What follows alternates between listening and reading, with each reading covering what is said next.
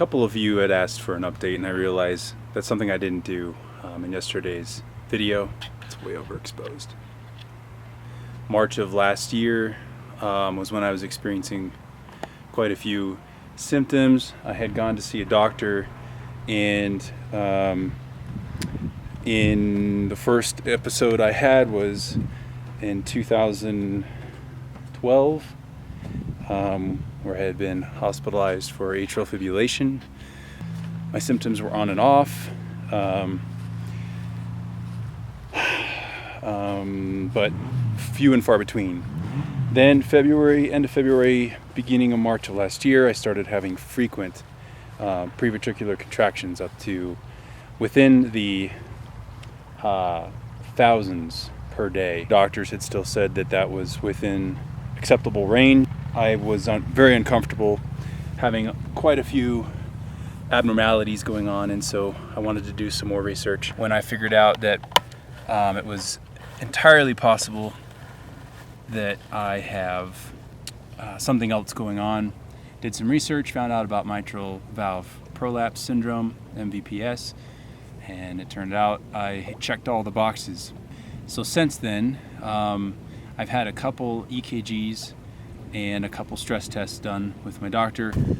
Most recent stress test I had indicated that I was fit and there weren't any issues, any pathological issues with the heart or anything of that nature. At the time of that stress test, I also had I don't recall the name of the test, but it's actually, they get to see an electric view of the heart from many different angles.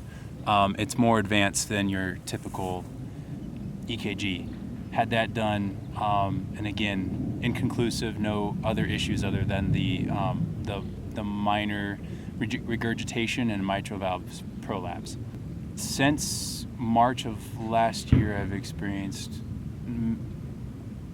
at least weekly, in most cases daily, episodes of strong PVCs, preventricular contractions.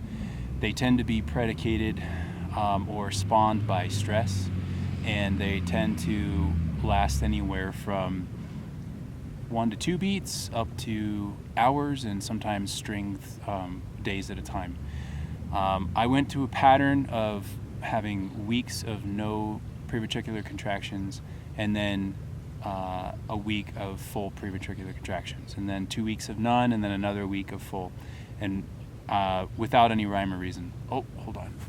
I need to plug in my microphone. Okay, I'm mic'd. Where was I? So some additional symptoms that I continue to have are feeling lightheaded when I'm standing up, strong aversion to smells, very low heart rate, and some other issues that are related to circulation, like having having cold hands and feet when I shouldn't. Interestingly enough, my heart rate does not raise as quickly. So if I start heavy cardio or heavy lifting, for example, my heart rate takes a long time to get up to that working heart rate or my maximum. And then once I get it there, I'm able to sustain it. But it takes a very, very long time for my heart rate to increase. I have plenty of energy. I have plenty of breath. It's not like I'm feeling faint or anything like that, but it's like my heart pumps harder, not faster. So flash forward to last month, where I had my 1-year examination with my doctor. He had given me the all clear. 6 months ago, I had enlarged left atrium, enlarged left ventricle, slight mitral valve regurgitation with the mitral valve prolapse, a 56% ejection fraction, and everything else was pretty much normal. So last month, like I said, the update is actually some of the size of my heart has normalized. I have reduced left atrial, left ventricular hypertrophy, reduced, so the size actually becomes smaller. The chamber size and the wall circumference has decreased. diameter has decreased, and which is a good sign, and my ejection fraction has gone up to 62%. The physiology of the heart has actually either stayed the same or improved.